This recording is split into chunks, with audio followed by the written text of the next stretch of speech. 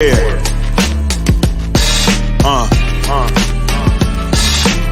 Best in the biz. Yeah. Join the team.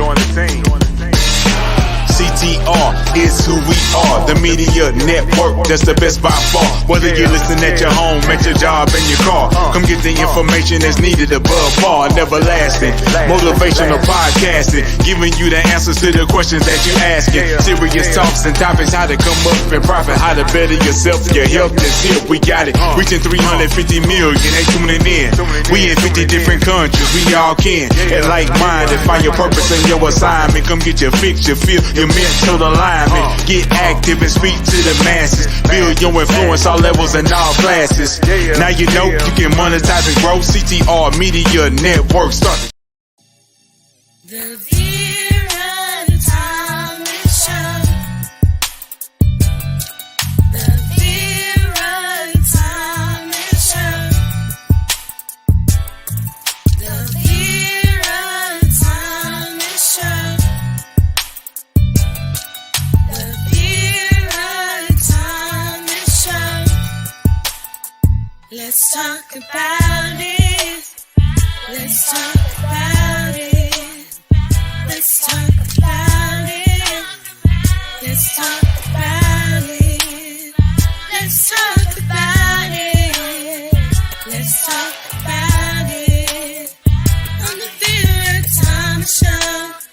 Let's talk about it.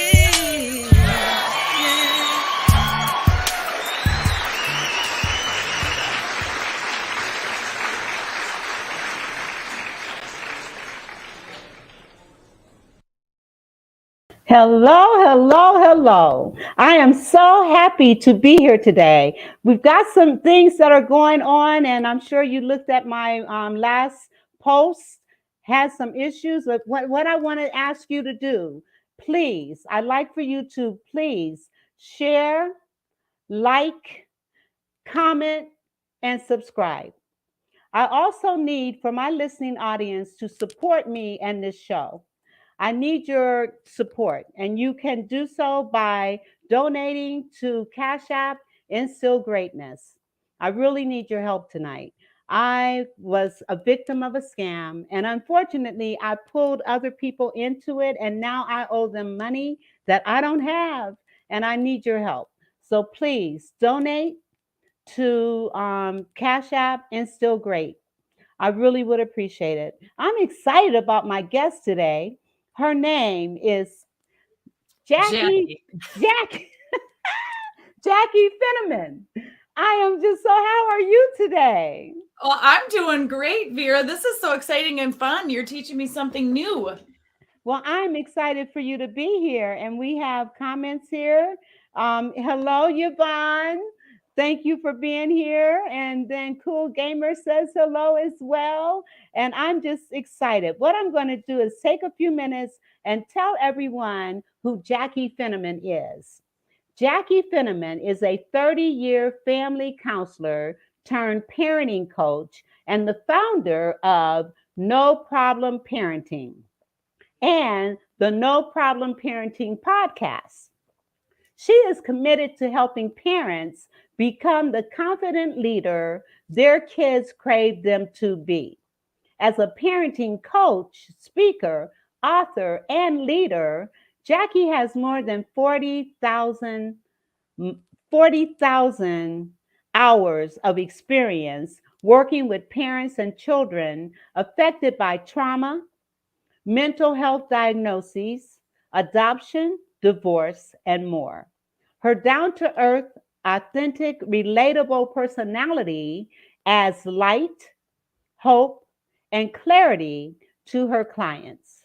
One of 100 first cousins, she enjoys all things baseball, hockey, and dirt. She and her husband of 25 years live in central Minnesota with their teenage son. Well, Jaci, it is an honor to have you here today.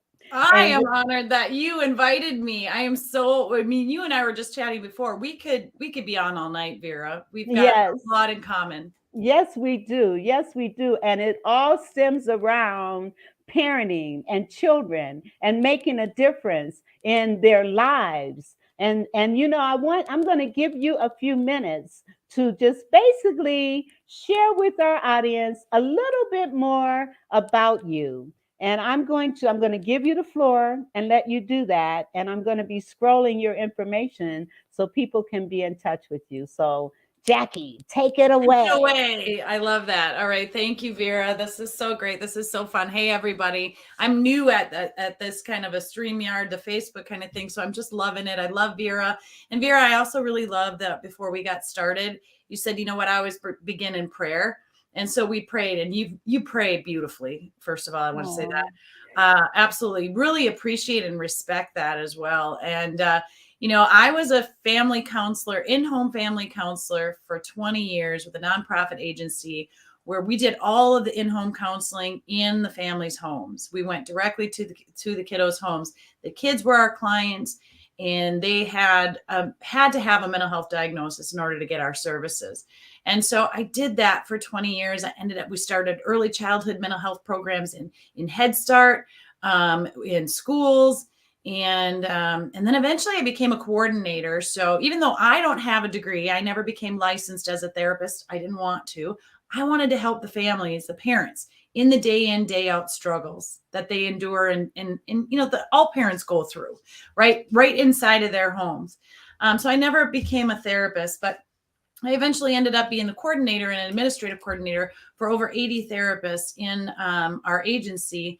And I was driving to 32 counties in Minnesota, mostly rural counties, and 3,000 to 5,000 miles a month. I was driving to meet with families, meet with our staff, meet with the vendors, with our customers, dealing with contracts, all kinds of things. And I started getting pulled further and further away from the actual work with the families.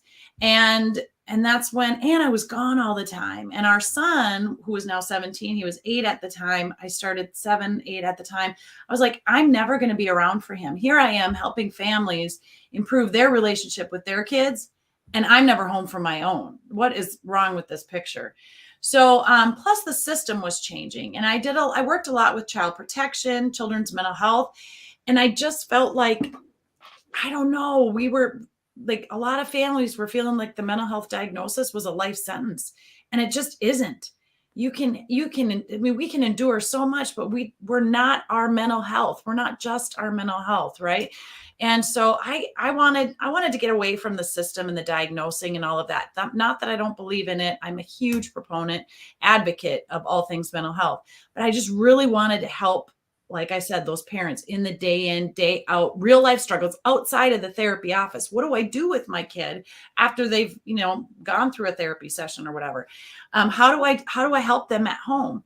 So I prayed about it. And I thought, I don't know where I'd go. I don't know what I would do. I didn't even know anything about parent coaching, but I just thought, I sat with it and I prayed. And then one day this goldfinch landed on my windowsill. I was typing away at my home office, working on emails, and I hear this tap, tap, tap behind me at my window. And I ignored it. Tap, tap, tap again. I turned around and I saw this beautiful yellow goldfinch with this like black bandana, eye mask. And it just perched on my window, looking all curious and everything. And it was so beautiful. It really moved me. It touched me. I was like stressed out and all that, right? So I started to cry. I teared up. And I started to speak to this goldfinch as if it was my mom. She had passed away several years prior. I was like, I know, Mom, I'm not doing what I need to be doing. This doesn't feed me. Like, I got to get it together. I got to do something else, something different. And, but I don't know what to do. And long story short, the goldfinch ended up flying in 3 circles, fluttered its wings on the window, and flew away. I really was moved by this. It was kind of weird, a weird experience for me. Anyway, that was your mother, Yeah, so that's totally what I thought and what I believed. And the next day I drove to our main office, which is an hour from my home. And I told a counseling friend of mine, Pam, I told her about this goldfinch experience. And she said, oh, Jaci, we got to look that up. That's a sign. God is sending you a sign. I was like, what?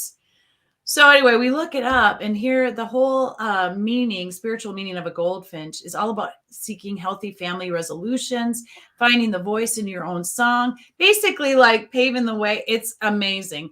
So I won't go into everything. If you want to listen to my podcast, episode 32 of the No Problem Parenting podcast, it takes about half an hour for me to go through that story. But long story short, I ended up getting the courage to leave, all because of my 8-year-old son at the time, Yes. Goldfinch and my son, to leave that 30-year or 20-year career as a counselor to become a parenting coach. And now that's what I get to do. I talk parents off ledges every day, all the time, from those, wet noodle tantrum kind of behaviors that we all experience with our toddlers to the severe behaviors of kids who haven't attached and aren't bonded and don't trust adults, kids who have killed. And are really, really have experienced tough trauma. So I kind of do the gamut.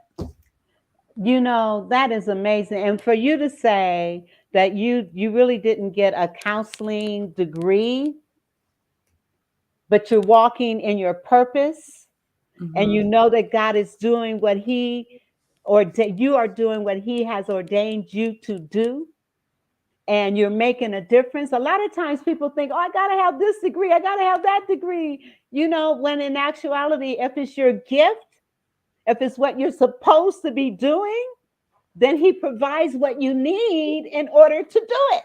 Yeah. And that's exactly what he's done with you.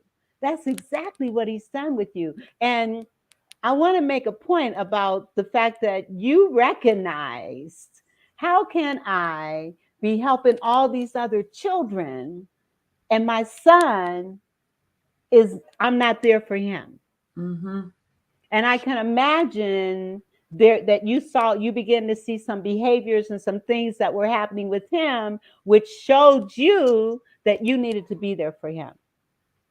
Yeah, for sure. And it was, it was hard on my marriage. With my husband has a couple of businesses, and he's gone, and he's tied to his businesses. He had way less flexibility than I even had. But, it was pulling us kind of apart, because you have to have at least one person that's kind of running the show at home, right? You're both involved and you're co-parenting and you're doing the best, but we all have our own skills. And one person really kind of has to take the lead when it comes to things like scheduling and, organizing and those kinds of things. When you're both working that much, I should say. So one person or you have to have extra supports, and we didn't have the financial means to have extra supports. Plus I wanted to be there for my kid, I'm his mom. So yeah, it was a big leap of faith to go and do this, but I've been with Hello World is the name of my company, and now No Problem Parenting is really my brand. And I've been at that for 9 years now. So that is wonderful. Can I ask you, did your son ever express to you how have you guys ever had that dialogue or conversation about your relationship and how it's either changed or how it was? Has he ever talked to you about that? And on and off over the years, really, truly. I think when they're younger, they don't know how to verbalize, other than saying they miss you, or having fits about, I don't want to go, or I don't want you to leave, or I don't want to, be at school, or those kinds of things. But as he was a little bit older, he would say things. And even now at 17, he can appreciate the fact that now he's more independent on his own, driving, gets his butt to his own activities and, all that kind of stuff. He can appreciate that now I'm spending more time at work and doing more, because I need to do something, I need to be helping people or doing that. But when he was, I think 10, 11 and 12, I would get it a lot. Like if he was really crabby or didn't want to go to something, the tendency as a parent is to say something like, are you kidding me? I'm taking you to all these things. You better that sport you're in, or you better be showing up. You better want to go to that. I just spent this money and this time and, but he really has over the years been able to say things like, I appreciate you being around. Thanks for being there for me, Mom. Thanks for coming to the games. But the other thing is, he's an only child. And I didn't expect that. I'm one of 100 first cousins. That is amazing. Are you? I mean, you count them all, 100 first cousins? Yeah. So I have, on my mom's side of the family, she was one of 15 kids, and my dad is one of 9. And so on my mom's side, there's 80 of us first cousins First out of those cousin. 15 kids. And I was like babysitter of the year, like from 9 years old. You know how we don't even know if we can leave a kid home alone at 9 years old? There's laws about leaving your kid. At 9 years old, I was babysitting. You know, that dates me. I'll be 50 next year. And no Or one this would year. ever Not believe next, I it. can't say next year. It's this year. I'll be 50. You know, and so I just surrounded myself with kids. I always just loved being around kids, much like my mom. And so I thought I'd have a huge family. And God gave us 1 and 2 angel babies. And I was like, 1? What do I do with 1? You know, like I'm not raising, in my mind, because I'm from a huge family, right? A spoiled brat or an entitled kid or whatever with just 1. Now, for those of you who have onesies out there and just 1 child, that doesn't mean that all only children are spoiled. But that in my mind was, you know, there's a risk of him being coddled and given everything. And it's like, no, I'm not doing that. And my husband and Right. I just have made sure over the years that, as to the best that we can, that Yes. he is not that type of a kid. Right. Right. And So I only have 1 child too. And I raised that's him as right. We talked about that. yes, and I raised him as a single mom. But one thing, because I worked full time and was trying to raise him and then also going to school and all of that, he had to learn responsibilities. Yeah. And so he was not coddled. He started vacuuming at the age of 4. He Yep. started doing his own laundry in middle school, and he started helping me with cooking when he was 9. And so teaching them responsibility was important to me, and being able to do that with him. Yeah, And absolutely. It's important, and they're so much better off in life later on when they have those yes, responsibilities and they need to do things. When we step in and we always try to make everything easier for our kids, you know, better than we had it or whatever, that's got to go out the window, parents. Like that's creating more anxiety. Anxiety is through the roof these days. yes, And uncertainty in our kids and low self-esteem and low self-regard. They need purpose. They need to know they matter. They need to know that there's, you know, they're needed and yes, valued.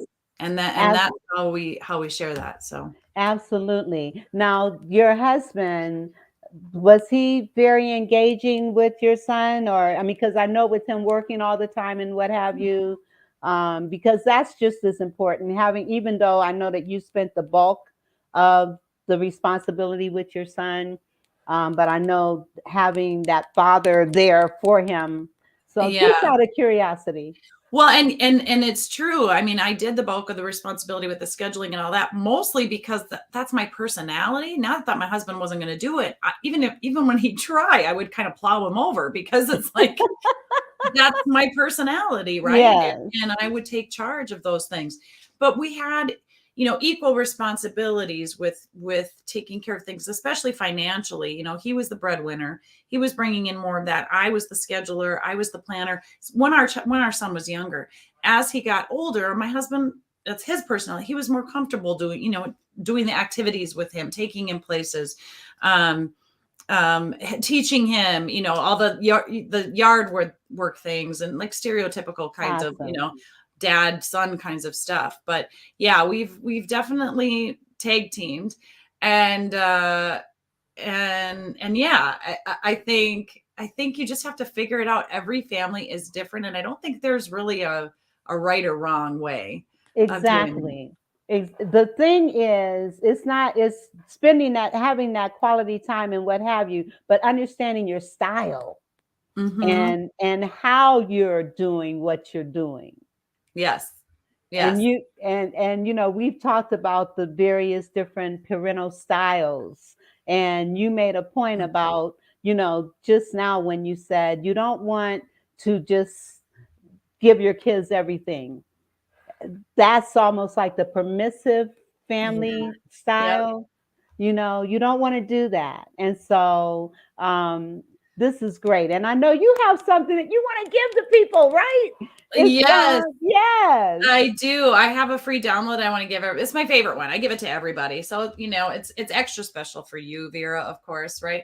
But I say there's before we get to that, even I want to talk about the parenting styles that are out Yes. there.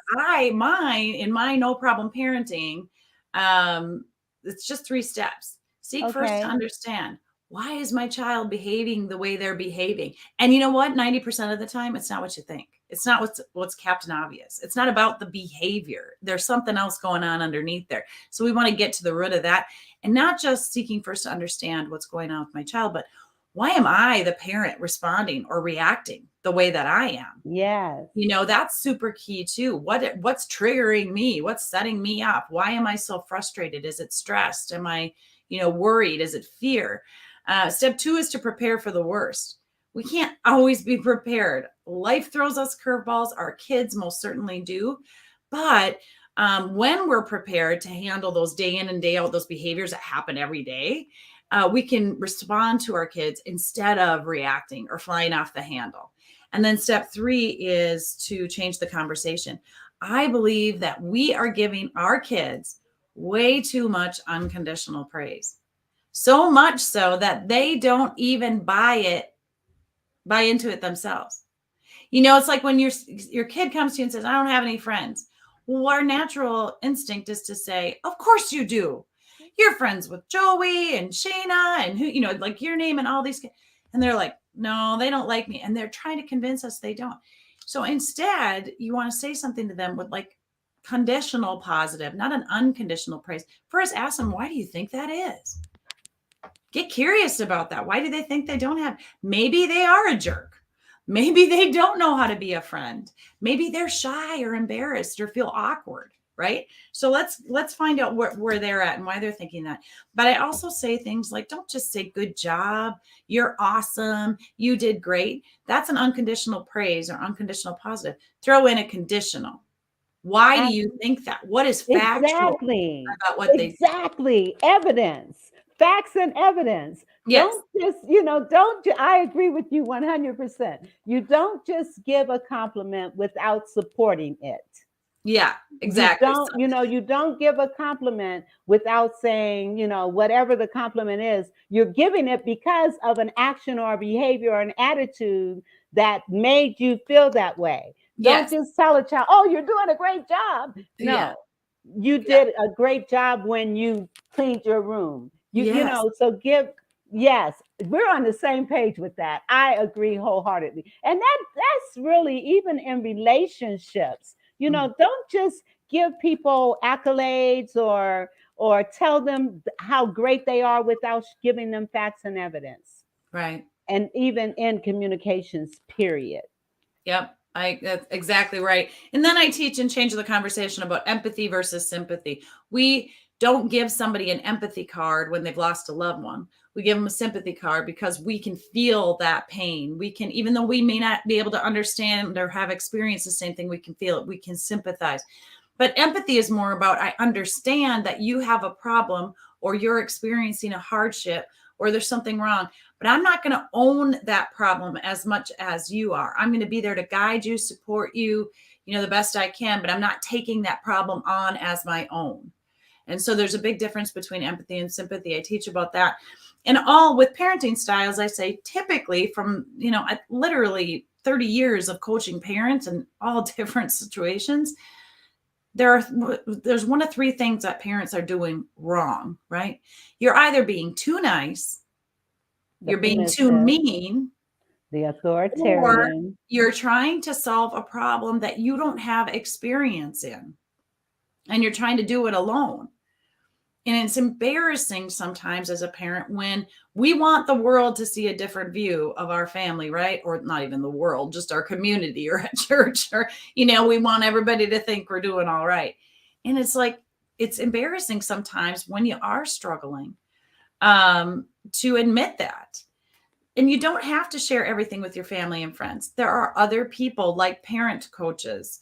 There's a friend, a dear friend, a good friend that's not just going to fluff your pillow, but they're actually going to say, hey, what's going on? Tell me the truth. Get to and so we can help. But being too nice usually comes, and being too mean, usually the basis of both of those are fear. It's like stress or fear or worry. And so I help parents kind of unpack that quickly. I'm fast. I'm not a long drawn out, kind of program. No problem parenting. You can learn it in literally 96 minutes. That's the online course. 96 minutes. It's quick. Practicing takes longer. Absolutely. And you know what? We're going to have to pause for a minute because I have a commercial that I need to air. So we will be right back.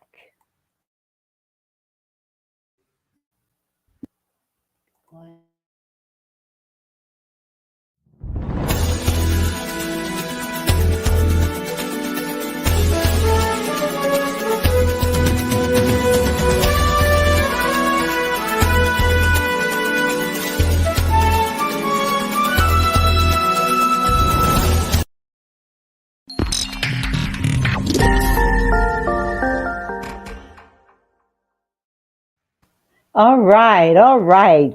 CTR Media Network is who we are, and you just saw a brief commercial for San Pete Financial. They are the source to go to for financial assistance in terms of your business. And I do have another one I need to air before we finish, before we come back.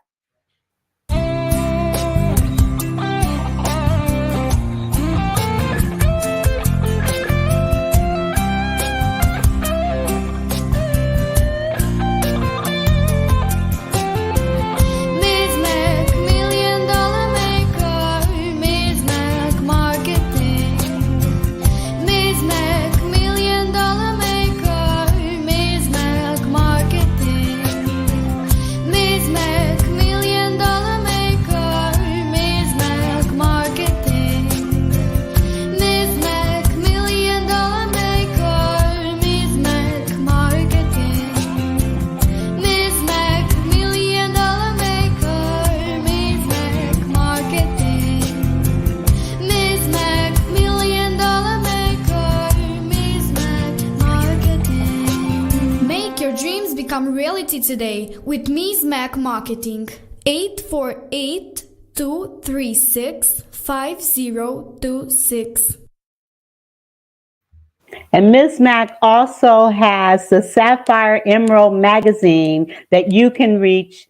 Contact them at sapphireemeraldmagazine@gmail.com.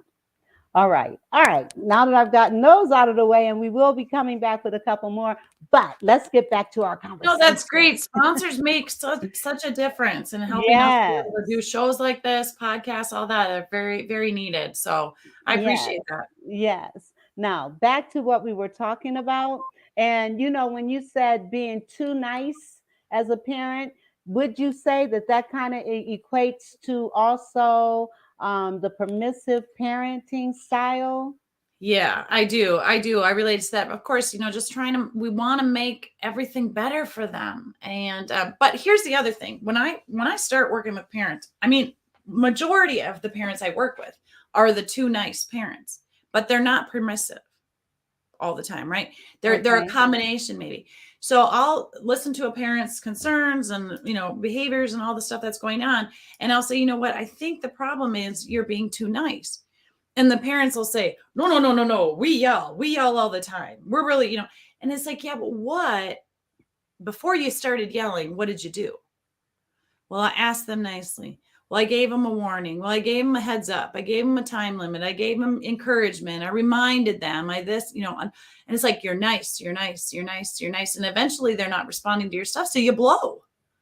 And then you think, oh, I'm just too mean. Or mom is saying, dad, you're too mean, or dad is saying, mom, you're too mean, or one's too nice, or one's too lenient. And you're having like this tug of war with each other about it. And it's like, no, guys, you're probably both being too nice. How you're coming across might be crabby at some point, but all along the way, if you just would have said what you meant and meant what you said from the beginning, regardless of how upset the kid got, you probably wouldn't have had to blow your cool, Let's talk about blowing your cool. Let's talk about the yelling and the impact that yelling has on children. It can be traumatic.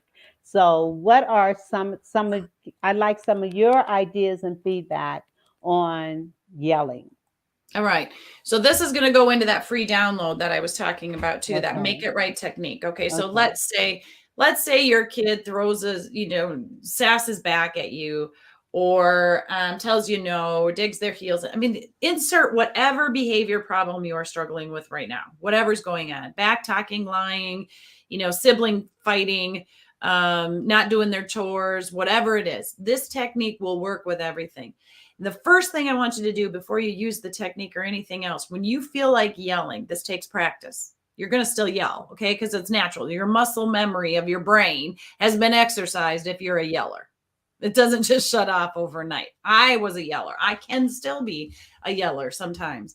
So what you need to do, though, is put your one hand on your heart and the other hand on your stomach. Now, I know a lot of people are going to be like, oh, great, she's one of those coaches, all this fluff, cotton candy, white picket fence stuff. No, what it does is it helps you pause. See, there's this thing in our brain called the amygdala, which is like the smoke detector of our brain. It says, warning, warning, warning, incoming danger. And it's either going to shoot you to the back of your brain in the fight, flight, or freeze part, or it's going to pause enough for you to get in the front part of your brain, which is the logical part. So you can make a decision about how you're going to respond to something, right? So in order to get that to activate, really to help calm it, I should say, to get you to the front part of your brain versus your back part where you're going to yell and fly off the handle, you need to pause and breathe.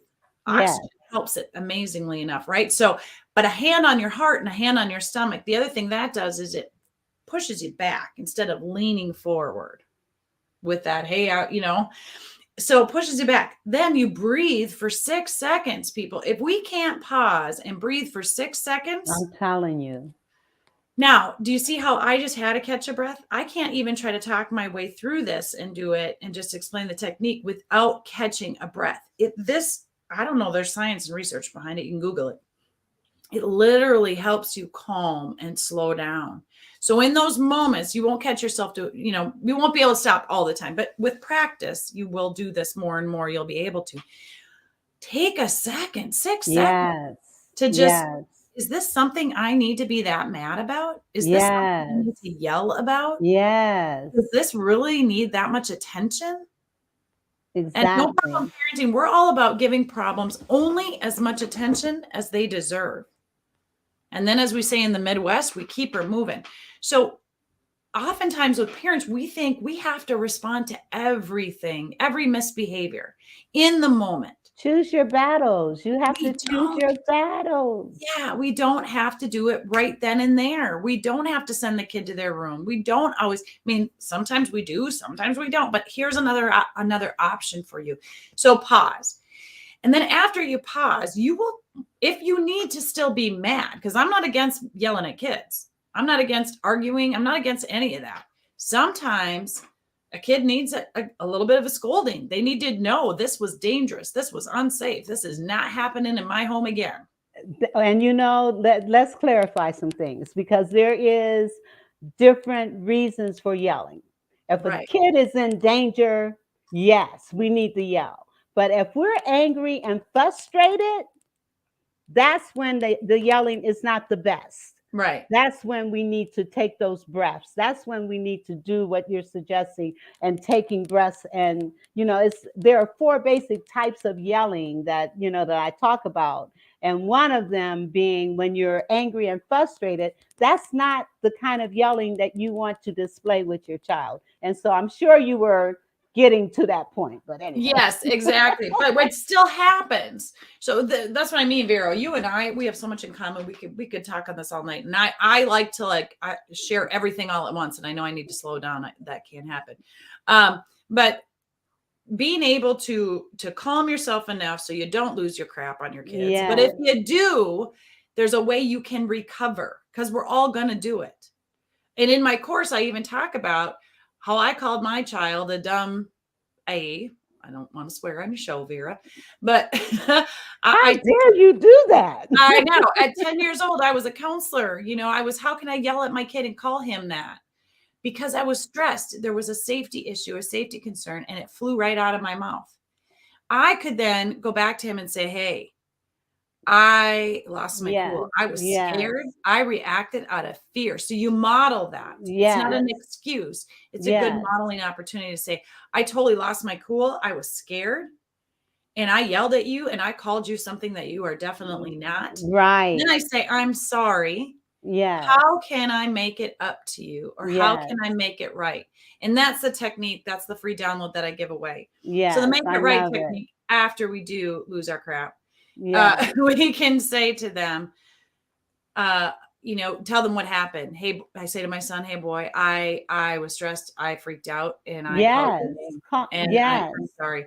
And then step 2. So when we do this with a kid, step 1 is what happened. You say to the kid, what happened? I swore. I did something I shouldn't have, whatever it was. When they are honest about what happened, step 2 is good job telling the truth, Yes. or good job being honest. Yes. People tend to want to forget or skip over step 2. Don't do that. No. Our kids, especially if you're raising a kiddo who lies a lot right now, who's being manipulative, cunning, sneaky, all of that, you need to definitely be saying step 2 any chance you can get. You need to be telling them that you notice that they're being honest, or that good job being honest, or good job telling the truth, Yeah. And when the when it's more you Captain Obvious. yes, and when you do that, the more you do that, then eventually they're going to recognize it's better to tell the truth than to It feels lie. they're going to And it's understand and acknowledge that I am an honest person. I can yes, be honest. But yes, if we're only paying attention to the lying, and we're yes. only giving attention to the lying and the fact that they are lying, that's going to feed that muscle memory in their brain Exactly, more that I'm a exactly, liar. And then, exactly, well, I might as well just lie because I guess I'm just a liar anyway. So we're reversing that. Good job telling the truth. exactly. I Step love that. 3 is, what are you going to do to make it right? Or what are you going to do to make it up to me? And this is what I modeled when I messed up with my kid. And I do this. I mess up with my kid on any given week or month. We're not perfect. Parents are not perfect, nor should we be. Nor Right. do we want our kids to think we are. It's okay to admit when we make mistakes. And so step 3 is, what are you going to do to make it right? Or what are you going to do to make it up to me if they caused a problem for you? Or what are they going to do to make it up to their teacher, where they caused a problem in class, or to their friend or peer or whoever it is? Usually the kids will say, I don't know, or I don't care. And then you can say, well, hey, would you like some ideas? Love and Logic, Becoming a Love and Logic, teaches this in another way, very similar to what I'm teaching here. And it's about how to turn your words into gold, right? So, but what are you going to do to make it right? Give them some ideas. Well, Love it. and here's the thing, making it right or making it up to somebody, it's not just about chores. As parents, we always want to say, if our kids messed up, we're going to pile chores on, or consequences, and those are all good things to do, but we can overdo them. If you're a parent right now that is feeling like all you do is yell, give consequences, and chores, we need to talk. Yes. There's a much better way to get you out of that hamster wheel of just, constant battle and negativity. Yes. So you give the kids a couple ideas, and it's usually ideas that are, I call them random acts of kindness. So I said to my son, when I messed up, I said, what can I do? How can I make it up to you? And he's like, no, Mom, it's all right. I knew you were scared. I knew whatever. So he was going to let me off the hook. I wasn't going to have to do anything. But I knew he loved chocolate chip pancakes, and I'm not a fan of putting chocolate chips in pancakes. So that's an extra special treat. So I made him some chocolate chip pancakes, and I put tons of whipped cream on it for him. Not the cheap Cool Whip. I actually bought the canned whipped cream, which is like a treat in our house. And I made it a big deal, and I made it up to him. I wanted to do something special for him. Right. And we have a comment here. Step 3, what are you going to do to make it right? I like that. I like that too. And Dar happens to be one of the persons that became a victim of my mess up. And Oh, so, yes. And so, and we and were talking so, about this, and as adults, we make mistakes. We sometimes, some of us, Vera, I think you and I sometimes can be a little too trusting of things because yeah, we so want to help, right. right? And And that's our right, gift. And then we right, fall for stuff. So right. you'll make it right. This I will technique, make it right. I will this make it right. I this just got to technique. figure out how to make it right. But I recognize, I know this was a terrible, terrible. I mean, words can't express how bad I feel about what happened. But anyway, I will make this right. I will. And Yeah, so anyway, absolutely. And so we thank need, you, Dar, for at least listening and coming in and making that comment, because I know what I did was hurtful and it bothers me to no end. So we gotta take a break and go to another commercial. all right. So I will be right back. Let us do this right quick. Hello, everybody. I am Dr. Tina J. Ramsey, and I want to share with you about CTR Media Network. Have you heard? CTR Media Network is a new standard of podcasting with over 30 plus podcasters. We reach 350 million global listeners worldwide in over 50 plus countries across all major podcasting and social media platforms. We have featured over 1,000 guests.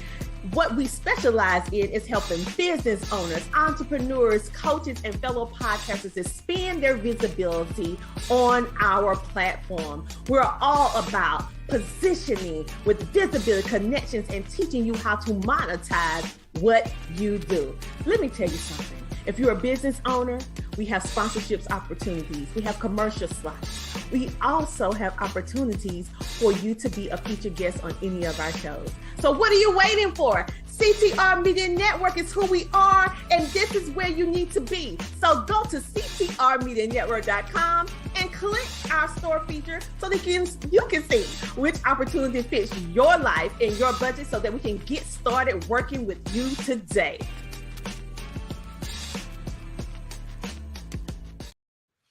Oh my gosh. Yes.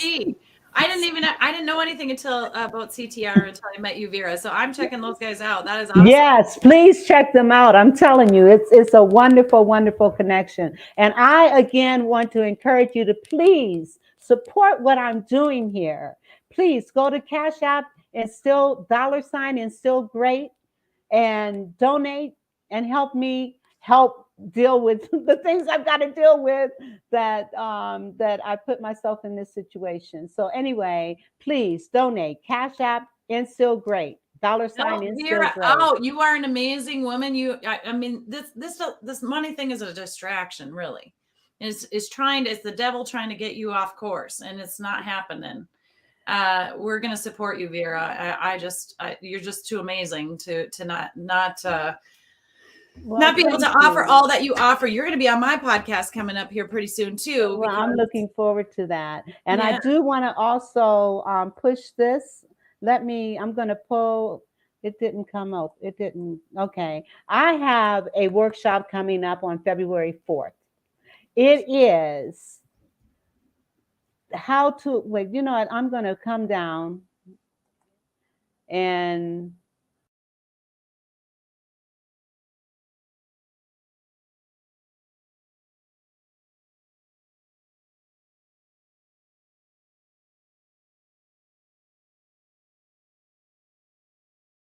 it is on February 4th. And I do want you to seriously consider some of the things that we're talking about here today. We're going to be looking at what are some things, how can I avoid crushing my child's self-esteem and their dreams? And you can go to, let me get to the banner, and you can go to this banner here and sign up. So I find it. Okay. I got so many banners that I've got to, okay. So you can go to bit.ly and still child self-esteem and register for this. How to avoid crushing your child's self-esteem and tips and tools to increase your child's self-esteem and explore ways to help them. All right. Now, back to what we were talking about. Making it right. Yeah. So we were on step 4. Like when your kid says, I don't know, you say to them, what are you going to do to make it right? And they're like, I don't know, or I don't care, or whatever. Would you like some ideas? Give them 2 or 3 ideas, but make sure that they're not just consequences. They're random acts of kindness, something that would fill your tank. If they harmed you or they caused a problem for you, What is something they can do for you that's going to fill your tank and make you feel good? That could be opening the car door for you every day the rest of the week. You wouldn't believe the amount of parents that have tried this with their kids. They give that as a suggestion. One thing that would make me feel really good, Bud, is if you would open the car door for me or open the door for me wherever we go this week. By day 2 or 3, this happens a lot with 7, 8, 9-year-olds. The mom goes to open her own doors and the kid comes running ahead of her. No, I'm supposed to open the door for you, Mom. Like the parent forgets and the kid remembers. So they actually feel good and it fills them up. It teaches so much greatness. But it can be other things, like maybe they go to a movie with you or watch a movie with you that you want to watch, not one that they'd normally be interested in. That's age appropriate, of course. Right. Maybe it's a foot massage. Maybe they brush your hair. Maybe they read with you. Maybe, like just taking they go for a walk with you. The one I use with my son a lot is for Make It Right is I would have him go shopping with me. He could not stand to be in a store. He did not want nothing. And I'm not a shopper like for fun stuff. I don't like shopping either, but it's groceries or necessities or things like that. And he would come, but he'd just be whiny or mopey or whatever. And it's like, okay, one of the things you could do to make it up to me is come shopping with me, push the cart, pack the groceries up or get them back in the car and be happy while you're there. Even if you have to fake it. Fake it. Yes. You fake it and you be happy to be there with me at that store. So, just those kinds of things. And so that then step 5 after the child has made it right is good job making it right.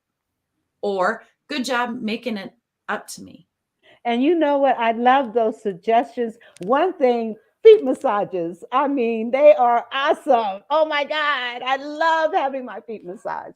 I know. I mean, and my son used to do that all the time. Oh, I love it. It's the sweetest. Oh my goodness. Yes. Yeah. And in hand massages too, those are bonding kinds of things too. Touch. We don't touch enough anymore. And when COVID hit, we certainly weren't, right? We don't hug enough. We don't give enough of that heart-to-heart connection, those heart-to-heart kind of hugs and things like that, especially as kids get into the teenage years, they need more of that and they actually get less of it. And let me tell you what, if their touch needs aren't getting met at home as a teenager, they're going to find a way to get their touch needs met out in the community. Absolutely. Oh my God, absolutely. People don't understand. And we have an audience that said, I understand about children, can say something about how grown make it right. Okay. Let me. I think what she's saying is, how grown-ups can make it right. Yes. Yeah. So,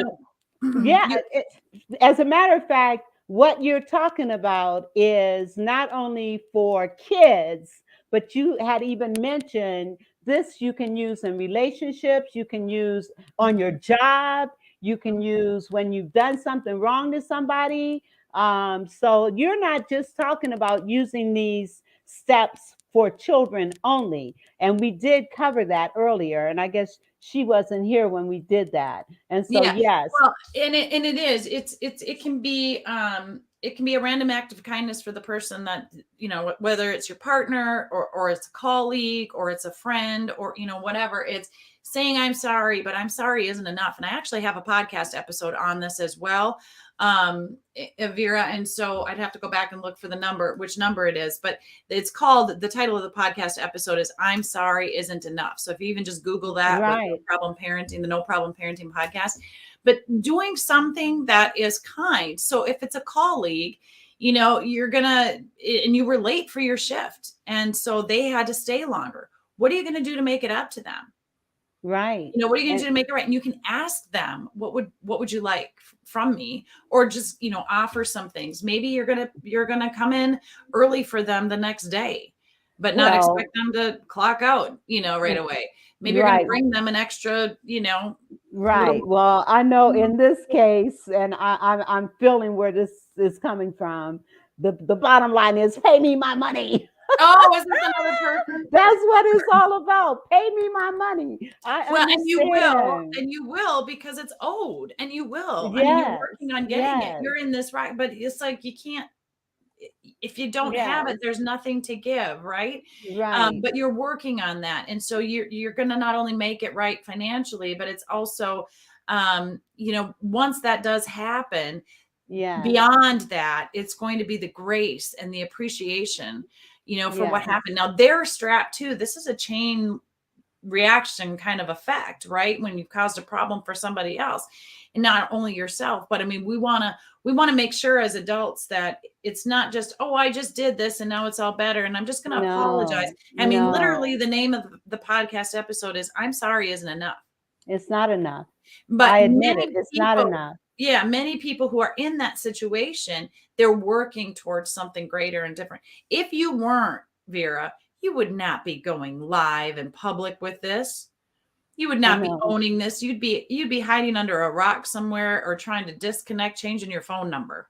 You literally will make this right and want to make this right. And you're pushing through the embarrassment, the shame, the guilt, all of that comes along with this. And you're getting up every day and moving forward. And that is commendable. So again, it doesn't make it better or easier for the person that is also, in the bind because of what happened. Yes. You're taking full ownership and that matters.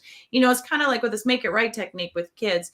Let's say you got two kiddos in a room, one hits the other kid and the parent goes over to the kid and says, hey, you don't hit, say you're sorry. Well, in that moment, is the kid that hit the other kid really sorry? No, probably not. No, not at that moment. We didn't even probably see why the kid hit the other kid, if there was a reason for it or whatever. But they're not. They're in that fight or flight part of their brain. They're not really sorry. So now the victim who just got kicked or hit, right? If the other kid says, "Oh, sorry," well, now that kid's been lied to and hit and hurt, right? It's a flippant sorry. So it's not that I don't believe in saying I'm sorry. I do believe in an authentic apology. I just don't believe it's enough. The words aren't enough. It's not enough. It's not enough. Action that has to come along with it. And so sometimes that is saying, I am truly sorry and I am going to make it right. In a case with finances, I'm going to pay you back. And I'm going to, whatever else it is that you can do that can help that person out or really let them know that you feel bad. Chances are it's not going to be more money. If you could, you would. But it might be some other way to promote them or to, acknowledge them in some sort of a way that really does pay it back or make it right. Absolutely. Absolutely. And it's going to work out. All right. We often don't know why things happen, right? And people say everything happens for a reason. And when you're in that, you're like, that doesn't make you feel any better. No, right? But there is, I was telling you before too, I've been trying to open doors that have not been opening in certain areas and certain places. And it's like, God is truly saying to me, nope. But while it might feel like a closed door, he may be preventing me because if I'd have went through that door, something worse might've happened or something else. So he's steering the ship a different way. Again, that does not feel good in the moment. We all come on, we have our podcasts, our TV shows, our services, our programs. In the outside world, everybody can think everything is going so great for that person. Look at how well they present. Well, many of us entrepreneurs are going through hell and high water each and every day. And yes, we show up for our clients. We show up for our audience. We show up for those people because we are just either too stubborn or I don't know why. Some days I wonder, why don't I just we made a commitment. Why am I not just selling fast food? Because then I can leave the job and just go home and not worry about it. But we've made commitments and it's also who we are. So we just keep going. So I hope you keep going, Vera. I'm going to help you out in any way that I can in promoting you. And we're going to get back on track. Yes, we are. Yes, we are. God has made it our mission to help and serve others. Yeah. So Ernestine says, that's what I'm saying. Thank you. We have all done or said something wrong. Yes, absolutely. Yes. Ernestine. I appreciate that. Yes. And we can make it right and we will. Yes. Yes. It was meant for you to be on my show tonight. I said a couple weeks ago when we met, and I didn't even think I was going to be able to be on your show for a few months, and this kind of came up quick. But I just said we were meant. God linked us for a purpose and a reason. Yes. We're going to do great things together, Vera. You are Yes. I'm excited. I because our hearts are in the same place where kids and parents are concerned, and we really want to make a difference. We want parents to understand that things don't always have to be as they appear. For sure. For sure. So. People said, I don't know if this has happened to you, Vera, too, and I know we got to wrap up here soon. But, when you start your own business or you're doing, everybody says you have to have a guarantee. What's your guarantee? Well, in parenting, with my parenting approach, I'm like, I can't guarantee that your kids are going to be great and everything's going to be, because so much of it has to do with the parent and if you're using the stuff I'm suggesting or not. Right. But I thought, nope, I got to come up with a guarantee. So my only guarantee, parents, if you're listening, I guarantee you're going to have problems raising your kids. Absolutely. But and you don't have to go through it alone. There is help. There is support. Right. And Diane says perfect timing. Perfect timing. So yes. I got goosebumps with that one though. Yeah. Just because, I don't know. I feel it's a God wink. Yes. That's okay. All right. Now we have a link for that Make It Right technique. Did you want me to put that in the comments? Let me put it back. Yes. Make it right. I don't know if I can do that. I don't think I can. Okay. So put that link in there, Make It Right. Absolutely free. You'll have to put your email. You can unsubscribe if you don't want. If I'm not your thing, just kick me out. I'm not going to take it personally. Well, we're going to be doing some things together, so I'm really excited about that. It's the only way I can get you the technique is by doing it that way. But then also, Vera, the link for the podcast, I sent you that. If anybody is interested in some parenting tips and tools, I think I put it all in the private chat there. Okay, I'll just go through all of these while you're doing that. I wish I could do it. It'd really be easier, but okay. Well, here I'm doing it. Okay, so this is the Make It Right, where you can go and download this. Make It Right. Download it. Yes. And then it walks you through. And then there's also a podcast episode, a couple of them, where I talk about the Make It Right technique and some options for that. Okay, which one of these? Oh, okay. Wait, that's the book. Hello World. Okay, let me put that in. There's a link to get to the book. I wrote a book this past September, a compilation book with 21 other authors besides myself on a variety of parenting topics and subjects for the parents themselves and also for the kids. So there's a link there. If you want the book, you purchase it from that link, you get it without paying for shipping. So that's just the bonus for that. But then also the podcast link, bringing more people. We're a top 5% podcast globally. And I bring on guests. Miss Vera is going to be on. We'll make sure to promote you we're going to have one heck of a conversation. Yes. I like to keep the episodes 30 minutes or less, but I don't know. We might have to do a 2-part series with you being on. No, which one? Okay, I got the No Problem Parenting podcast, right? Yeah. Okay, let me put that in the comments. And I've got one more. Well, you know what? I'm not going to run that. What I'm going to do, I want you, because this has been so awesome, and I'm giving you 2 minutes to wrap up and just kind of share with our audience some nuggets that you've already given them plenty of nuggets today. However, I'm sure there is something else that you can share before we leave here today. So I'm going to give you the floor and let you just share. Oh, you're so great, Vera. Thank you for the opportunity and for the time. You guys, I'm not a cotton candy, white picket fence kind of parenting approach. I'm realistic. My coaching is focused on you becoming the confident leader that I say our kids crave us to be. When we're confident in our parenting, we just do better. Our relationships are better. And like I said, I've worked with kiddos who are just throwing little, 2-year-old tantrums on the floor. I've got fun stories I tell you about my own experience with my son doing that, to the kids who have killed. kids who are severely traumatized and had a break in attachment in their first 3 years of life. So if you know anyone, whether it's a birth child who suffered early life medical pain, or it's through adoption where a child was separated from their primary caregivers and there was a break in attachment there, and their behaviors are, they're rejecting the parents' love, security, attention, and affection, but they seem fine for other people. Those are my parents. Those are my favorites. So I'm here for you. I get it. I can help you through that. But I think the most important thing that I would say as we wrap up today, Vera, is that I always like to tell parents this. Remember that on particularly rough days, when you feel like you cannot possibly endure, remember that your track record for getting through those days so far is 100%. And that's pretty darn good. Yeah. And I think that's a fitting quote for today as well. Yes. Well, listen, So, Jackie, it's been a pleasure having you here. And we're going to be connecting again.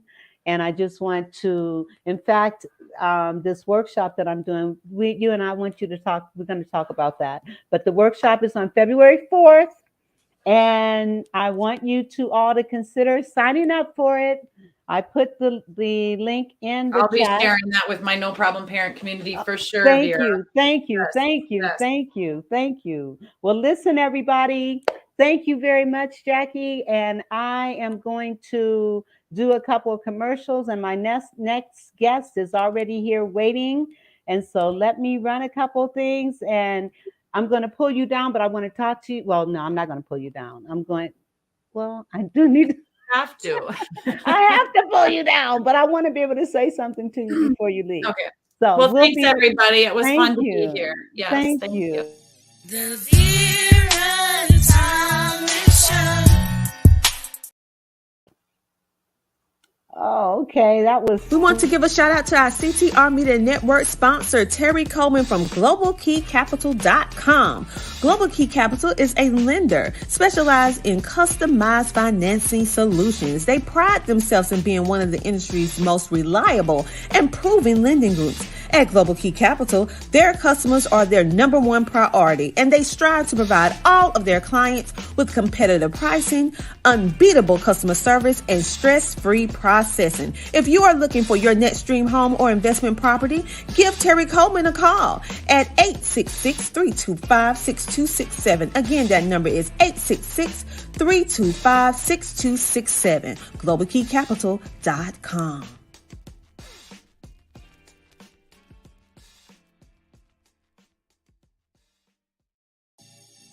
The Vera Thomas Show. The Vera Thomas Show. The Vera Thomas Show. The Vera Thomas Show. Let's talk about it. Let's talk about it. Let's talk about it.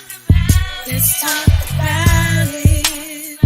Let's talk about it. Let's talk about it. On the Vera Thomas Show.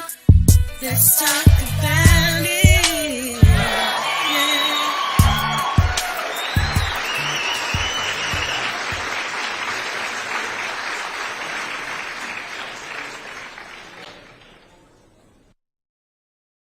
Hello. I am back. And I have a second guest for tonight, and that is Baylan Megino. Hi, did I say that right? Your last name?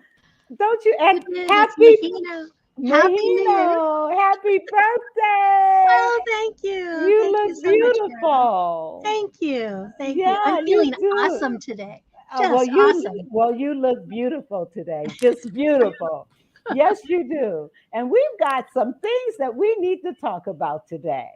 Okay. And yes, and also before we do though, let me pull up your bio and hold on, because oh my goodness, moving from one show to the other, and here it is. okay. Let me pull up your bio and let me share with our listening audience a little bit about Baylan Megino. She is a spiritual mentor for leaders finding new direction that is centered in their heart and soul. As the founder of Global Dream Makers, she believes when you create your dream that you will be able to help others do the same. And as a result, there will be peace in the world.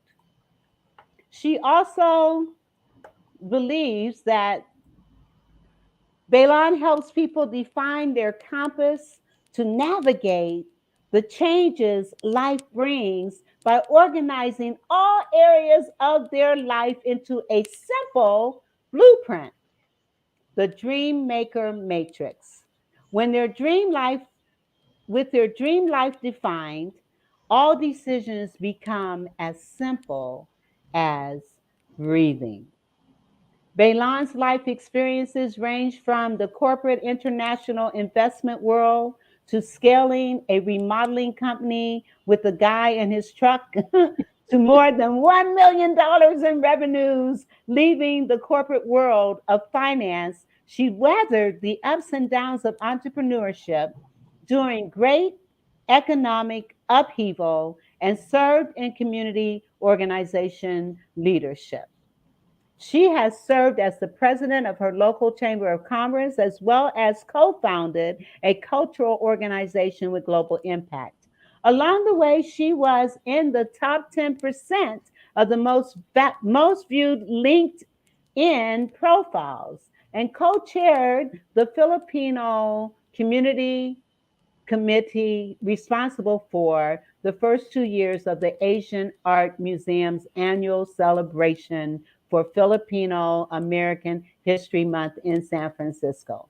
Now, I'm going to stop there because I'm going to let you share more about Baylan.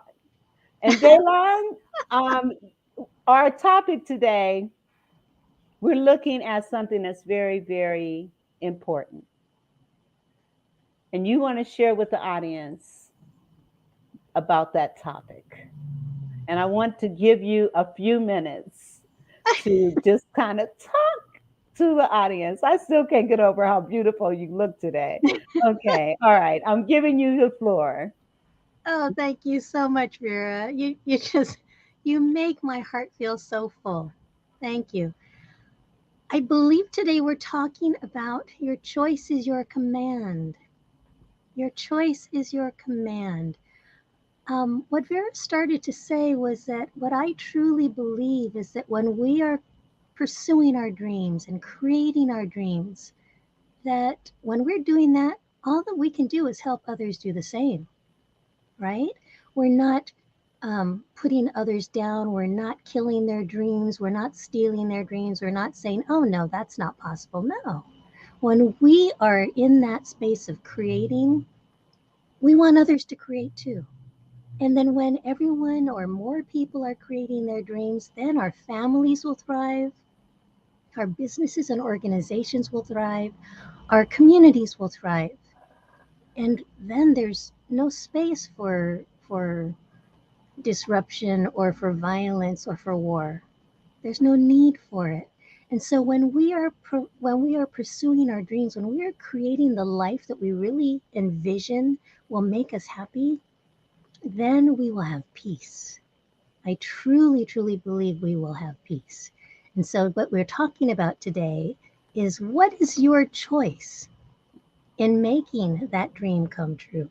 And when you make your conscious choice, it becomes your command to the universe, your command that I will co create my part and the universe will meet me in that creation. Yes. And people will look at this and think, this is a utopia. She's talking about something that cannot happen. But we know better. We know better. And also, I need you to put in the chat, the private chat, um, your contact, how people can get in touch with you. Because I know you've got an event coming up And if you have that, if you can put that in there, I would appreciate it. Now, people, we're talking about peace in the world. We're talking about showing love. We're talking about no more wars. We're talking about no more hatred. We're talking about people coming together as one. And Baylan, I know you believe that to be so. I know you believe that that can happen. I know that you do. And so, how do we tell us more about how do we get to that? How do we get to that? Well, a lot of it all starts with how do you feel about yourself? What is your relationship with yourself? What do you believe is possible? Right? So people talk about, oh, you need to fix your mindset, you need to know your why. That's what it's all about. I created the Dream Maker Matrix. And that really looks at your life because, I'm a systems kind of visionary person. And I was looking at all of these different ways of how do we create our goals, right? A lot of goal systems out there, and they're all wonderful.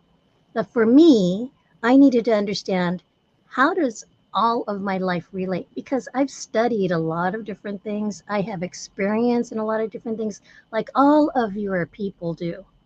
But how does it all relate? And when you understand that life doesn't happen to you, it happens for you, then you think about, well, if life is happening for me, what can I do to participate? How can I be part of this and not be, the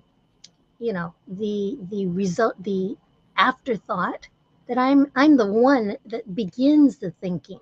It all originates with me. And so I thought, okay, when we're looking at life that way, when we're in charge, what happens before that?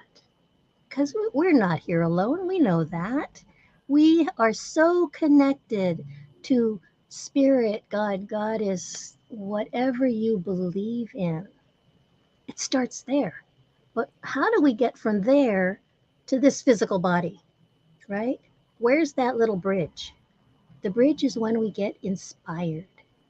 And when you get inspired, when you get that little spark of creativity, and then you're like, oh, it's like your mind is this calm pond, and all of a sudden, drop of water ripples out, right? That's the inspiration. What are you going to choose to do with that inspiration? And it's believing that you can do something, believing maybe with even though everything outside and around you and everyone around you says no, or everything says there's nobody's done it before. Well, okay, we wouldn't have the internet if somebody didn't say, I'm going to try it anyway, right? We wouldn't be able to have these calls, would we? We wouldn't have everything that we have if somebody's inspiration was not followed up with some action. So if we look at the inspiration and we give it our attention, we look at, okay, what do I want to do with this? What do I believe is possible? What do I want to try today? One little step to try today to move toward making that dream happen. Oh, that worked. That got me a little bit closer. Let me do it again and do it again and do it again. And the more you do it and you continue to be consistent with your actions and you make your decisions in the belief, along the belief that yes, this will come to pass. Yes, I am here to make this happen. Yes, this is my purpose. Then you build up those little grains of sand. They become the beach that you stand upon, where everyone can come and land. And so give it your attention. Be the person you came here to be. Believe in yourself. Believe in yourself. All right. So life happens. Oh, yeah. We've got all these things going on, and people are saying, you're telling me to believe in myself when I've got this happening and that happening. How am I supposed to do that? How am I supposed to do that? You breathe. You stop and you breathe. And you know I what? love That it. breath is the proof that you're meant to be here. How many people did not breathe this morning? Oh, wow. You are meant to be here, and there is a reason for you to be here. And it is up to you to discover what is that reason and then to make it happen to the best Yes, of your ability. yes, yes. And we have a couple audience replay Mount USA, and then yes, the breathing, breathing, breathing. People don't understand. Even like my guest before, we were talking about yelling, and she talked about breathing. We can diffuse some of the attitudes and behaviors that we are experiencing simply by breathing. Yes. I mean, and when you think about it, Vera, what is breathing? You are inhaling, you are bringing in spirit. And so, if you give yourself just a few seconds to pause long enough to breathe, you can center yourself, you can collect yourself, and not be caught on the runaway train of crazy emotion, which is where it often can go, right? Or Yes, our minds can just have a spiraling out of control because it's just so easy to do that. It takes yes, so much more discipline to just stop. yes, And yet, once you start doing that, you become so used to it. It's like, oh my gosh, I need to stop. yes, I don't want to be on this train. Let me stop for a moment and look at where am I going and what am I doing? yes. Chelsea, she didn't realize that this was live. We are live. We're live, You can comment and yeah. please share and get other people to watch this because this is very important. If we can change how we perceive and see things within ourselves, then we can begin to change what's happening. That reminds me of a story. This little boy, this the father had come home from work and he was busy and his son wanted him to spend time with him, but the dad had brought all this work home. And so he picked up a magazine, and on one side of the magazine was a picture of a world. And so he tore the pieces apart like a puzzle, and he told his son, "Look, I want you to go, sit down, and put these pieces back together." Well, as the little boy is putting the pieces together, he recognized what was on the other side of the picture. And it was a picture of a man. So he excitedly goes to his dad and he says, "Dad, look, as soon as I got the man together," and then he turned it around and said, "I got the world together." Wow. What can I say? You know what's really interesting, our minds are always trying to tell us something. I remember one time I was in a retreat and I was making art, and it was with this Sculpey, it's like clay, and excuse me. And so I was creating what looked like it was like a little tray, and then I started to paint on it, and I thought, what interesting painting, and it had like dips and curves, and I didn't know what it was. It kind of looked like mountains, right? Mm-hmm. And I showed it to somebody, and they said, "Oh, you're looking at it at a different angle. I was looking at it this way." And she turned it this way. Suddenly, I saw a person's profile. It was a person who was blowing out breath. Wow. So my mind was seeing it sideways. It was there. It was wanting to come out. I just needed to shift my perspective. Yes. Perception is everything. Mhm. Perception is everything. And how we perceive things does not necessarily make those perceptions a reality. Well, how we perceive things is a result of what we believe is possible. Okay. So that's our entire belief system. If our belief system says no, it is not possible to run the 4-minute mile, then no one will until someone says it is possible. And then he ran the 4-minute mile, and within a couple months, there were like 12 other people who could do the 4-minute mile. Yes. Sometimes we just need to have somebody else show us that it's possible before we try. That's okay, but you got to try. Yes. And you've got a 7-day journey program coming up the end of this month, Yeah. starting on the 16th, right? Is it the 16th? Yes, it starts the 16th. It goes through the 22nd. It's only 1 hour a day. It's actually 20 minutes of me and 40 minutes of you doing your homework.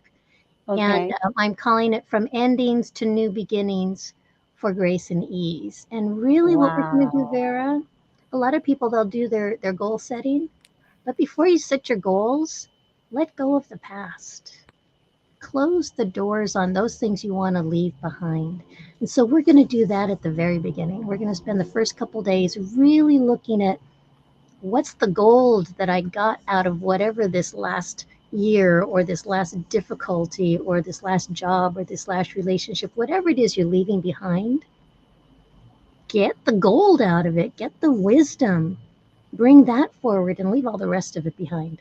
And that's beautifully said because so oftentimes we want to bring everything and you can't and you can't do that and move forward. Well, you could, but it really does slow you down and it causes a lot of confusion that you really don't need. And if you want to, you can. It's your choice. It really is your choice. You'll just get there a little bit later, a little bit more tired because you've been carrying all this stuff, you know. Yes. Mm, Yes. And I'm going to have to take a break here and go to a commercial mhm. and we will be right back. Wonderful. You are now listening to CTR Media Network. What up, family? CTR Media Network. Yeah.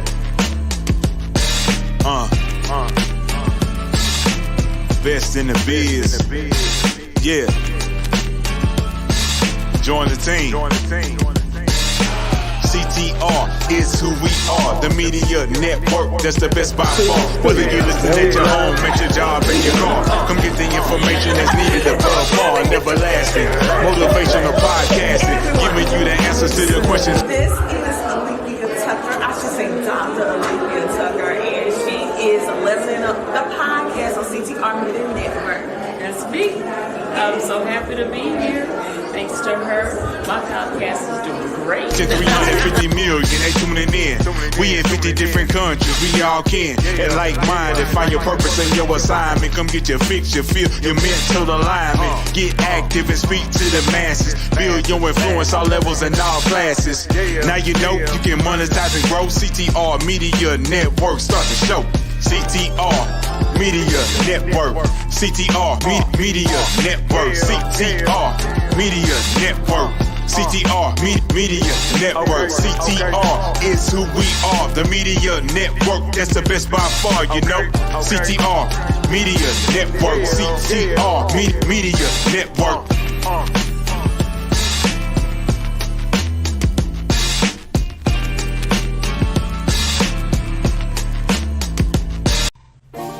Diamonds and emeralds and pearls, oh my. Diamonds and emeralds and pearls, oh my.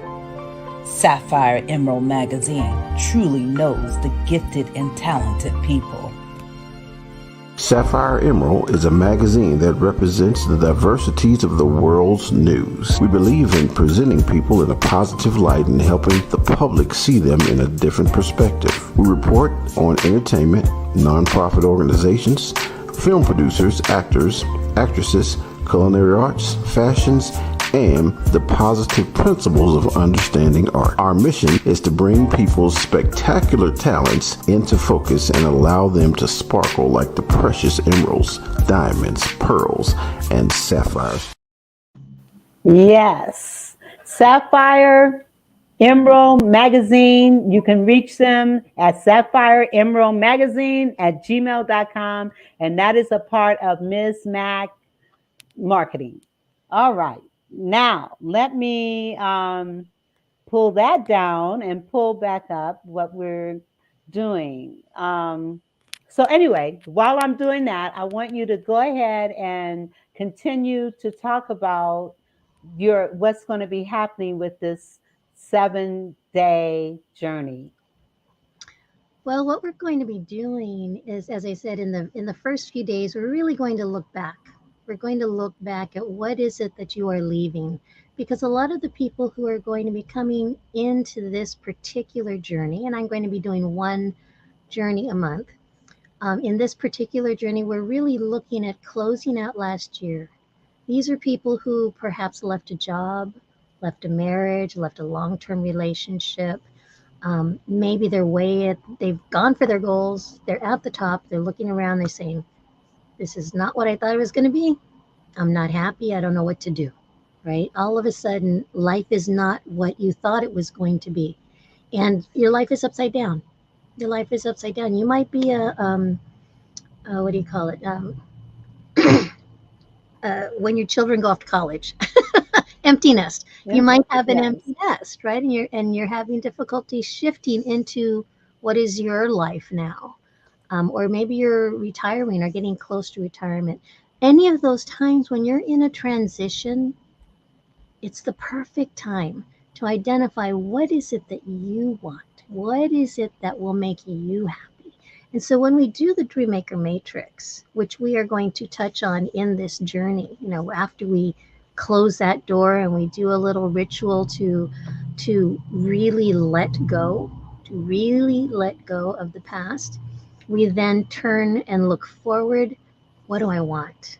Right? What inspires me? What is it that I want to make happen in this world? What's my purpose? Even if it's just, this is my purpose for this month.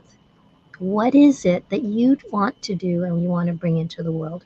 What do you want to manifest? Because we co-create with the world. We make our choices and we start acting on those choices, and we get response. We get a reaction from the rest of the world. We get feedback.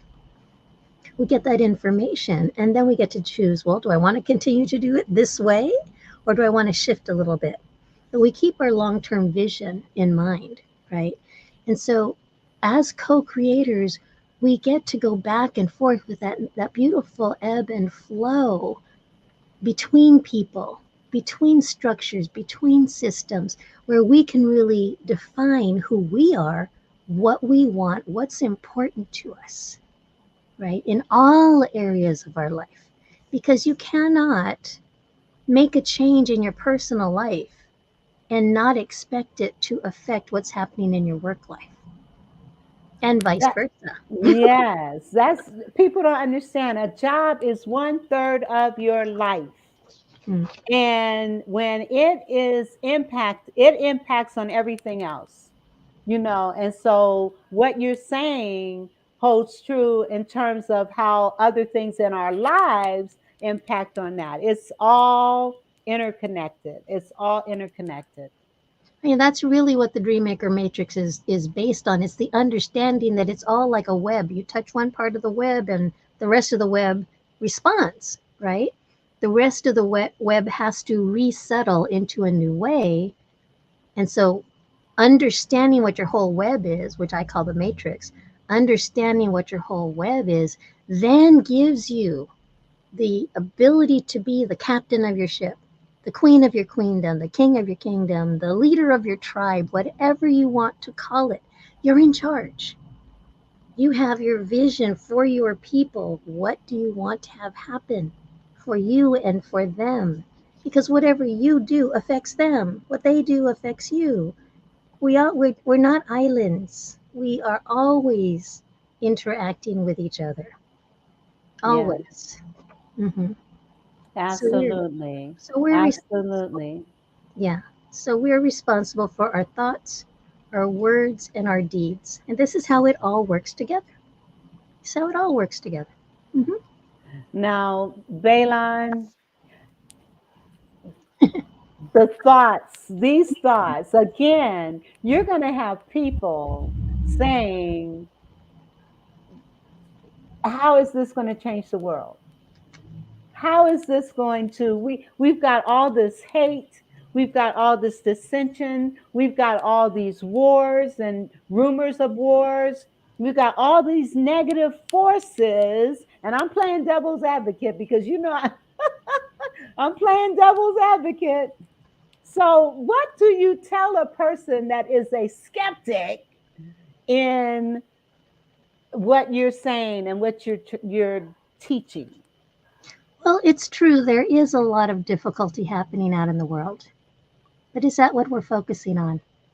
What do we focus on? Because as they say, what you focus on will expand. What you focus on grows. And yes, there is a lot of media where we see a lot of death, a lot of violence in the world. We don't see how people are helping each other.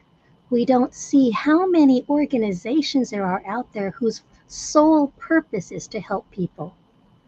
We don't see the positive, yet it is there. You look around in your neighborhood, you will see people helping each other. You will see kindness. You will see grace. You will see peace. You will see things that don't hit the news, right? But it happens. And so I invite you to choose consciously, what are you focusing on? I have friends who all they do is watch the news. Oh my goodness. All they do is watch the news, or they watch YouTube and they look at the news around the world to see what's happening. How much more death and destruction can I see? Well, how much do you want to see? How much do you want to give that energy more of yours? Why do you want to do that? And why do you think you don't feel very well? Your body can't take that. Not 24/7. No. Not 24/7. And what you're saying is supported by a scripture that says, whatsoever things are true, whatsoever things are pure, whatsoever things are of a good report. And it identifies more, but it says, think on these things. So if we focus on the positives more than the negatives, then it's going to be a manifestation of the positive. Well, yes. I mean, it becomes, what do you expect? Okay. If we go back to, what do you believe is possible? If what you believe is possible is more death and destruction, yes, that is what you will see, because that is what is it? You're articulating something, that part of your brain, that's what it's looking for. But if what you're looking for is show me some evidence that there is love in this world. Show me some evidence that there is light between people. Show me some evidence that there is somebody out there worthy of having my attention. Those are all positive things. Focus on that.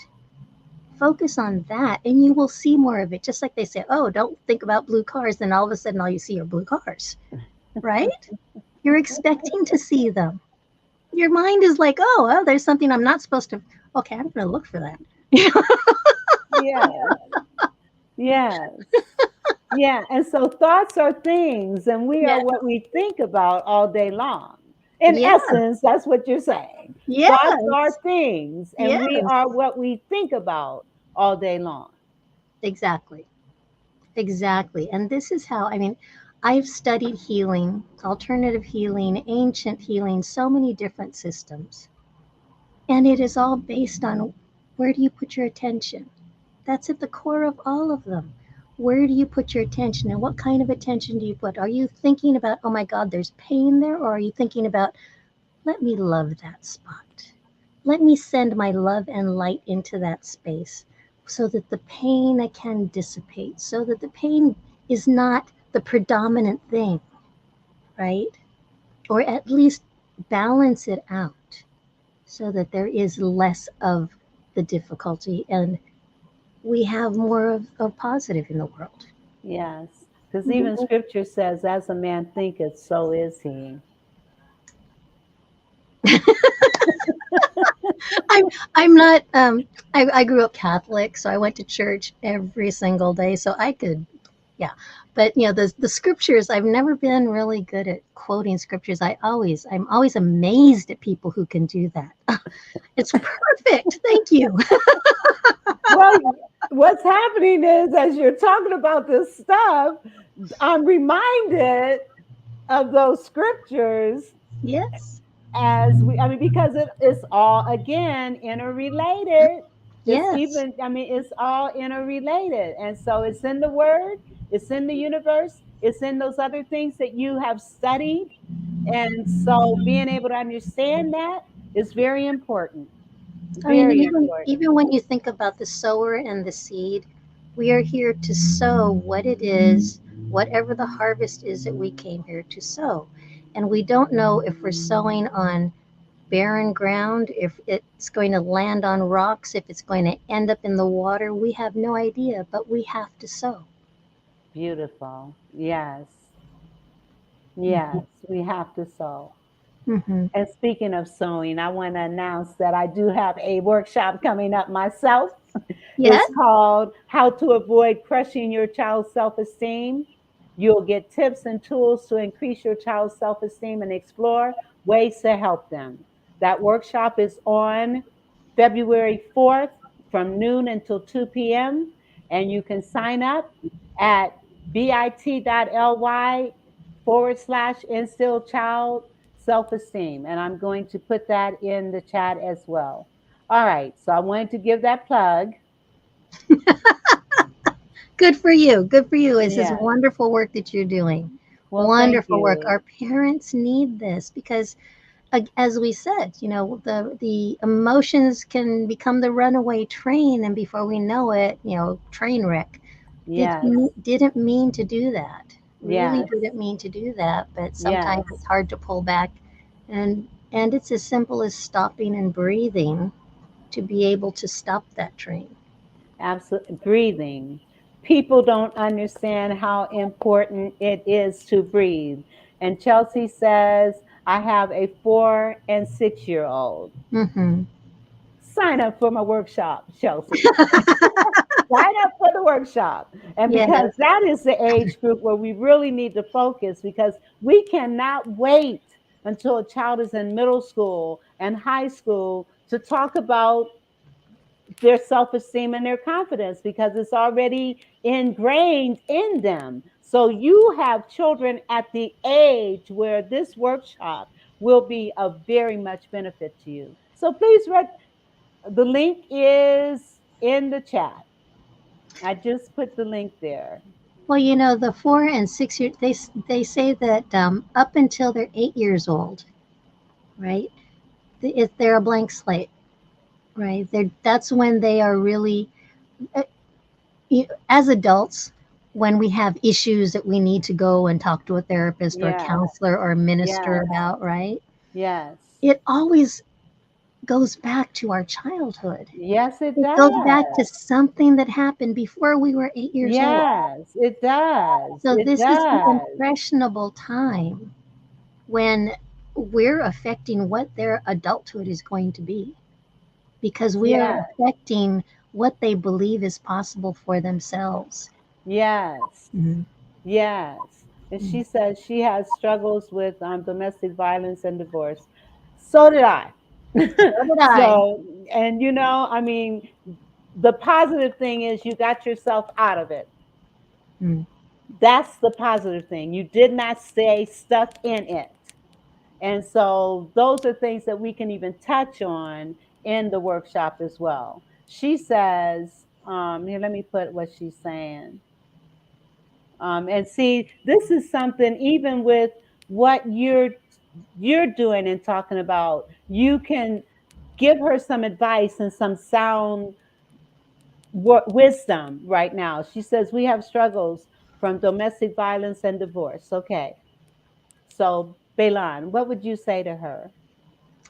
I know it's really hard to do this right now, but start to think about it. What did you learn about yourself? What did you learn about yourself?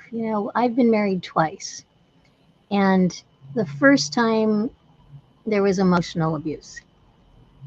And I learned how strong my mind can be to survive such difficulty, to survive that feeling that I am not safe. There were guns around all the time.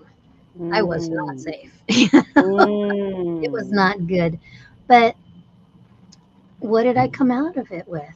Yes, I had my daughter, but Chelsea, what came out of your relationship that you left? Because people who have the situation of domestic violence, I believe, are here, especially at this time, to stop that cycle. Yes. And in order to stop the cycle, you have to find out, where is your strength? Where can you say no? And you said no. Thank you so Yes. much. Your Yes. children are saying, Yes. yes, Mom, thank you. Yes. Thank you. I mean, Yes. my mother grew up in a household where her mother was physically abused in front of the children every day, every single day. And when my uncle finally at 16 stood up and said to his adult stepfather, "You are not touching my mother ever again," for the children to see, oh, somebody's going to say no, somebody's going to take care of me, changes the trajectory of where they could have gone. They could have continued that cycle. Yes. But now they get the choice. They get to see there is a different way of living. Yes. That does not have to be their destiny. Absolutely. Mhm. Absolutely. And see, for me, it was having him attack me in front of my son when my son was 3 months old. Oh my. And I knew at that point in time that I was not going to raise a child in that kind of environment. So Good for that you. was the pivotal point for me. And Yes. Chelsea, she did indicate that she's got spotty service, and she said that she will catch the rest of this after she gets her kids down. Please come back and listen to the rest of this, because you had the courage to get out of that situation. There are so many women, and men are also abused as well. But there are so many people that stay in abusive situations out of fear, out of concern that they're not going to be able to make it without this individual, out of lack of confidence and self-esteem in yourself. Because when you're in those environments, you lose it. Whatever confidence, whatever self-esteem you had going into that relationship, you lose it. And then you got to rebuild, reach, and just take stock and start all over again. But you can do it. You can do it. Yes. Somewhere along the line, we get tired and we start to believe those negative things that we're being told. We start to believe the negative equations that we are told is reality when it is not, but it becomes our reality. And so it takes so much strength, so much strength. It takes a situation like you said, like you had, Vera, or for me, it was the sudden realization that here my daughter was 5 years old, and I thought, I don't want her growing up thinking that this is the way relationships are and this is the way to live. To be in fear. I mean, I could not go to the grocery store without my husband looking around to see if he was a probation officer, to see if one of his clients was in the store. And there were several times when we were in the same store. I had to turn around and go the other direction because he did not want us to be recognized as his family. It was too dangerous because he was constantly threatened. Constantly. That's not a way to live. No. No. No. No, not at all. So we get to choose. We do get to choose what we think about ourselves, what we think is possible, and what we want. We get to choose. Yes, absolutely. We do. We do. And I've got to do another commercial. So I will be right back. Let me see which one. That was not the right one. Last time. Okay, here. We'll do Miss Mac. Okay.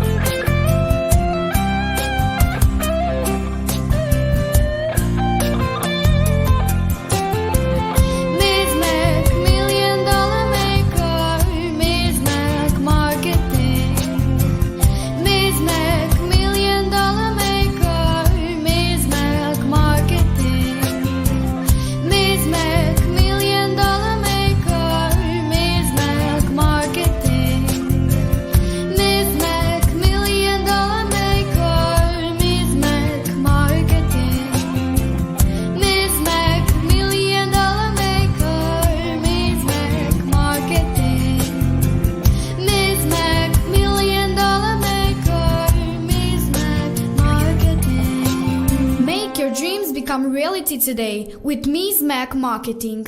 848-236-5026. Yes, Ms. Mac Marketing. All right. All right. Well, Baylan, I want you to tell us, let's talk. I'm hearing some background noise. Do you hear it? Okay. I don't know what that was. But okay. So we talked a little bit about domestic violence and how people can have the strength to come up out of it, and you shared a little bit of your story, what your experience was, and how you recognized when your daughter was 5 years old that you were not wanting her to be a part or to experience that.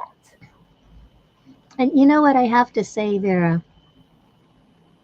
My grandmother's generation, right? When my grandmother passed away, we have our service, right? And there's a period when people can go up and speak.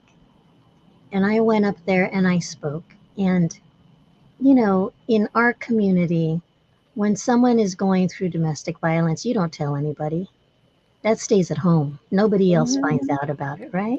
Right. And so there had been this legacy of abuse that went down through the generations. It shows up in different ways, right? Different ways from generation to generation. And so when I went up to speak about my grandmother, I acknowledged that she had been abused. I acknowledged where it might have come from my stepfather. I acknowledged her her journey and her struggle alone. She was a when her first husband passed away, my real grandfather, when he passed away, this was during the depression. She had four small children and a fifth one on the way. And her in-laws said, "We can't take them in. Put them up for adoption." And she said, "No, I'm not going to do it." And she went on her own. She was on her own as a single mother, right? With So I five was children. with five children. And so I acknowledged all this. And I especially acknowledged how difficult it was to be a victim of domestic violence, a silent victim. And you know, Vera, afterwards, all of the little old ladies, you know, my grandmother's peers, every single one of them came up to me and thanked me silently. They came up to me, touched my hand, they gave me a hug, they looked me in the eye, and there were tears because someone had acknowledged their journey. Yes. Some of these women were 90 years old. They had lived with it for that long. However, by speaking it, I released all of that. It wasn't hidden anymore. It was something that could come up and be healed. Yes. So Because we can't change what we don't acknowledge. That's right. That's right. And we need help. So when you're in that situation, find help. There are so many people and so many organizations that are there specifically to help in those situations. Don't do it alone. Yeah. Absolutely. And there's the domestic violence hotline. I don't have that number right here, but if you go on and Google, get help. You do not have to be in this alone. You do not. You do not. And no one deserves to be in those kinds of environments, whether you're male or female. No one deserves to be in those types of environments. I think about, you know, men that are belittled and ridiculed and berated by their significant others, and the impact that that has as well. And it does exist. Yeah, I know we kind of took this in a different direction, but all things work together for good, and everything happens for a reason. Well, you know, it is a choice. You know, we talk about your choice is your command, so make a different choice. Have the courage to make a different choice for yourself. And when you make it for yourself, you show others that it's possible. You change the trajectory of other people's lives because you've done that. Yes. Yes. Yeah, and I like what you changed the trajectory of other people's lives because you stood up, Mhm. spoke up, made a change. And the trajectory of your life, of course. Of course. Of Yes. course. Yes. It can only get better. Can Yes. only get better. Yes. Hmm. Absolutely. And really, it's remembering we're all children of God and that we are not here alone, that we travel in this time and space together on this planet. We're here to help each other.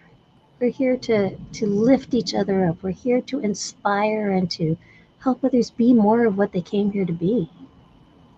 How Yes. can we do that? Sometimes it's just with just a couple words. Yes. Sometimes it's just a smile. Yes. You know, sometimes it's just complimenting a person. Hmm. You know, each of us can, there's something that each of us can do to get outside of ourselves, get outside of the stuff we may be feeling, you know, by sharing with others from a positive perspective, it gives you a different perspective as well. Hmm. Hmm. And And for those people who really, really feel they are trapped, they really feel that there is no way out, I would like to invite you to really look around.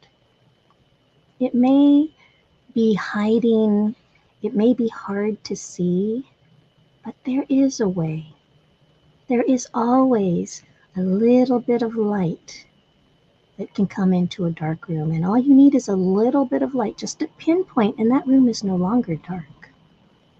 And that pinpoint starts to grow because you give it your attention. So, what can you think about? What can you do? What can you start to shift within yourself that makes it possible for that light to come in? Because you have to bring that light in. Whether it's reaching out to somebody and saying, hey, I'm having a difficult time, or it's, just taking a little bit of time for yourself and, not being everybody else's go-to person and taking care of everybody else and having no time for yourself. You have to have time for yourself. yes, yes, Otherwise, you're so tired, you can't think straight. You can't take care of amen. yourself. You're the only one who can take care of you. That's right. That's Mm-hmm. right. And so give some ideas of what people can do to take care of themselves. Person may feel like I'm overwhelmed. I've got all these responsibilities. I've got my children. I've got my husband. I've got my job. And you're telling me to take time for myself? How am I going to do that? You can choose. It's a choice. Okay, it's a choice. I'm going to put it right on you. You are responsible for your experience. The first thing that we learn is that we are responsible for our entire life experience. Our soul has brought us here to learn and to grow. We learn and grow through every experience in our lives. So, breathe. That's Breathe. number one. Number one, Breathe. take a moment to breathe. Collect yourself. It really And makes a difference. feel yourself in your body. Because we're going so fast sometimes, you're not aware of your body. Are you bumping into things or dropping things? You're not aware of your body. So, slow down, stop, breathe. When you're looking at, oh my gosh, look at all the different appointments I have to do for the kids, for the family, I have to go do these errands. I want you to look at that calendar and I want you to put time for yourself in there first. Even if it's just 15 minutes in the morning and 15 minutes at night, you put that in there and you make sure that's a date with yourself. That's an appointment with yourself. You make sure you'd have that time for yourself. If for some reason it has to shift, it does not disappear from that day. It simply shifts. All right. You must make an agreement with yourself that you have time for you. It's important. You're telling yourself, I'm important. I matter. I am so important that I'm putting time for myself in here. And whether it doesn't matter what you do there. Okay. I don't want you to put other people's stuff. You know, I don't want you to put down, I'm planning, blah, blah. No, this is just 15 minutes for you. If you want to journal, go ahead and journal. You want to just sit there and stare at the trees, then do that. Do whatever will bring you happiness or peace. Yes. Something that'll make you feel good, feel alive. Yes. And it's not exercise either. That's other time, right? This is really for your internal nourishment. Yes. And so you'd put that in your calendar every day before you put anything else. Before you put anything else. And this is why I really like, like these electronic calendars, like Google Calendar. You can put different colors for different types of things, different types of appointments. How many of your color do you see on that calendar? Wow. Mm-hmm. Color code. Color coding it. It's pretty powerful. It's powerful. Code your schedule. Mm-hmm. So put time for yourself in there. And then, of course, start and end your day with gratitude. Yes. Okay. And then I want you to write something for yourself. I appreciate. And then fill in the blank. Okay, I appreciate. Okay. And you fill in the blank. And what you're filling in the blank, what do you appreciate about yourself? We always appreciate everybody else and what everybody else does for us, and et cetera, et cetera. But what do you appreciate about yourself?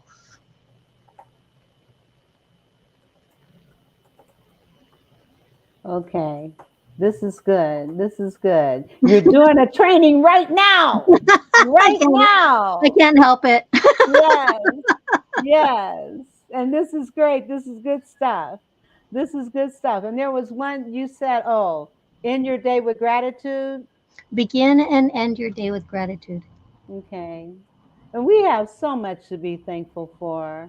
Yes. We really do. Begin and end your day with gratitude. Mm-hmm. That can be as simple as listing 3 things that you're grateful for. List 3 things. I love it. You are grateful for. Mm-hmm. Yes. Okay. I didn't. And then you also want to write down your I appreciate things about yourself. Okay. I appreciate that I interacted with the grocery clerk and made her smile. Mm-hmm. I appreciate things about self. Mm-hmm. Okay. Awesome. Mm-hmm. Awesome. Well, we've got, those of you that are looking at this later on, it's in there for you. This is training. You're getting free training tonight. Free training. Yes. You create the space for it to be possible, Vera. You create the space for people to be able to be open and to listen. I truly believe that those who hear it, it's time for them to hear it. They will hear it when they're ready to hear it. Yes. Yes. Mm-hmm. Yes. And her website is globaldreammakers.com and also BaylanMegino.com. The upcoming 7-day journey, the link. Oh, you know what? Did I put the link in the chat? Yes, it's scrolling across the bottom. Yes, but I need to also put it in so that people can go directly to it. So let me go back to it. So that's a bit.ly link. Yes. It's bit.ly/new beginnings 2023. And Yes. as I said, I will be doing something like this every month. So check globaldreammakers.com. I have to update it for this month still, but check globaldreammakers.com and you'll see what the next one will Okay. be. Okay. And each one will be on something different. Slightly different, but this particular one that we're doing right now is really to close last year. Okay. Upcoming 7-day journey, new beginnings, and then use the code Vera T for 25% discount. Yes. Okay. Yes. And we're going to be reflecting on our past to move into our future, right? Absolutely. Okay, let me put that. And I have to say, Vera, I think you were asking, why should I do this? Why is it important? And people always say, why is it important that I understand my entire matrix, how it all works together? But when you understand it, your decisions become very simple. That's number one. When you make your simple decisions, then you're manifesting. You become a manifesting magnet. Manifesting magnet. I've had people come out of my workshops and within 24 hours, used to be 24 hours, they were already manifesting some of those things that they had put into their matrix. And I'm a witness to that. I'm a witness. I am a witness because last year I wrote out all this stuff. And then an opportunity came where I could, put that information in a grant. It hasn't happened, but it's going to. It's on its way. It's on its way. I know that one. It's on its way. It's on its way. But I manifested this through working with you. And I know my face is all shiny and everything, so overlook it. But absolutely, I'm telling you, you do want to join in on this 7-day journey. I will be there. You want to join the 7-day journey? Absolutely. Well, it's free. For the early bird people, it's free, and then for those who are not early, it's only $7. And it's not taking a lot of time. It's like 20 minutes of me and 40 minutes of you just kind of digging into what your stuff is that you want to do. Yes. Right? Yes. This is awesome. And I can't believe we ran out of time. So listen, okay. I appreciate you being here. And I just want to encourage people to take advantage of what Baylan is offering because it will change your life. It will change your life. Well, listen, thank you so much. And listening audience, we will see you next week. God bless and have a great, great remaining week. Happy New Year. Yes, Happy New Year 2023. We prosper and succeed. Okay, don't go away. Okay, I want to see you before you leave. Okay. Okay. All right. Thank you, everyone. Thank you. Bye-bye. The Vera Thomas Show. The Vera Thomas Show. The Vera Thomas Show.